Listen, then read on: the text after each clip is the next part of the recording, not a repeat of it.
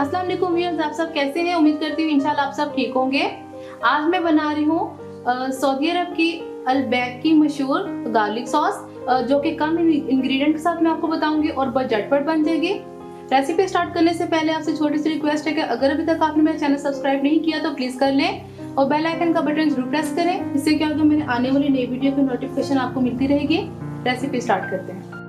ये देखें, एक मैंने ब्लेंडर लिया और उसके अंदर मैंने 6 जवे लहसुन के उनका पेस्ट बना लिया और वो मैंने डाल दिया।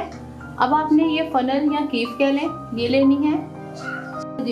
फनल रखने के बाद आपने एग वाइट लेनी है। 2 एग वाइट हैं, वो इसके अंदर जाएंगी।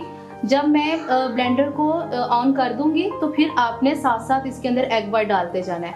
बंद ब्लेंडर में आपने नहीं डालना क्योंकि फिर वो पेस्ट नहीं बन पाएगी। चलो जी, अब मैं ब्लेंडर को ऑन करती हूँ।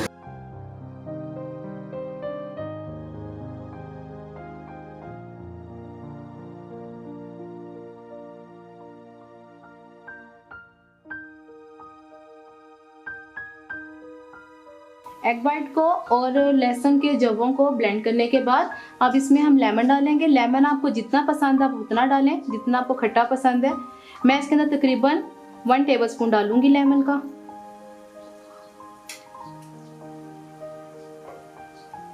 और इसको हम ब्लेंड कर लेंगे। लेमन भी बड़ा अच्छे से ब्लेंड हो गया। अब इसके अंदर मैं 1 कप ऑयल डालूंगी। ऑयल कप आप मैया करके डालना, मैं भी मैया करके डाल रही हूँ। और जब आप ब्लेंडर को ऑन करेंगे तब आपने ऑयल डालना है और थोड़े थोड़े वक्फे से डालना है, एकदम सारा नहीं डालना और चलते ब्लेंडर में डालना है। चलिए पहले ब्लेंडर को ऑन करेंगे।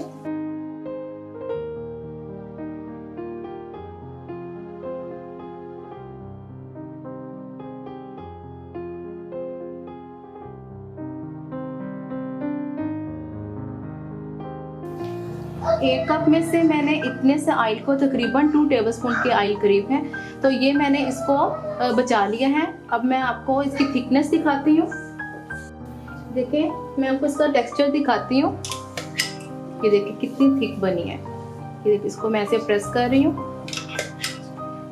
नीचे को ऐसे गिरा रही हूँ, फिर गिर रही है। अब हम इसके अंदर साल्ट डालेंगे। साल्ट इसके अंदर जाएगा तकरीबन ½ टीस्पून और एक दफा हम फिर से इसको ब्लेंड कर लेंगे।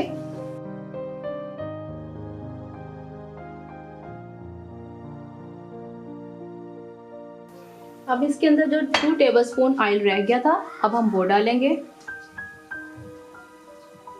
और एक दफा ब्लेंड कर लेंगे।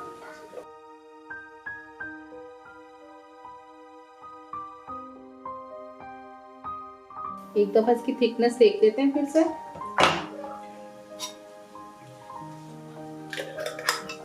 ये देखिए कितनी स्मूथ पेस्ट बनी है।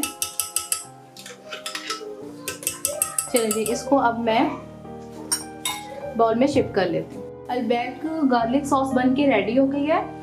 ये आप शोरमे में भी यूज़ कर सकते हैं, किसी भी स्नैक के साथ ले सकते हैं।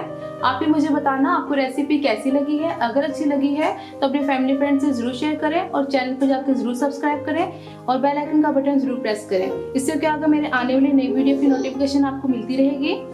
इंशाल्लाह मैं नई रेसिपी के साथ आपके सामने हाजिर होंगी। अल्लाह हाफिज़।